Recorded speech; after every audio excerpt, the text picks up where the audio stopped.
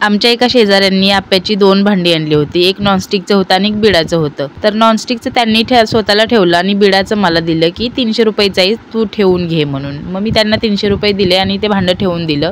गेले 1.5 वर्ष झाले मी त्याच्यामध्ये आप्पे बनवते। कधी तांदूळ डाळ भिजत घातले आणि कधी ते भांड्याने व्यवस्थित आप्पे उलटलेत असं झालेलंच नाही, कारण एकही आप्पा व्यवस्थित उलटलेला नाही त्याच्यामधला, माहितीये का। आणि अशी नतद्रष्ट भांडी असली ना की आवडीचा पदार्थ सुद्धा बनवावंसं वाटत नाही, माहितीये का। तर असाच 1.5-2 वर्ष झालं माझ्यासोबत होतंय। मग इंडस व्हॅलीकडून मी हे आप्प्याचं भांडं मागवलं आणि म्हटलं बघू हे तरी व्यवस्थित काम करतंय का, नाही तर ह्या जन्मात काही आप्पे भेटणार नाहीत खायला।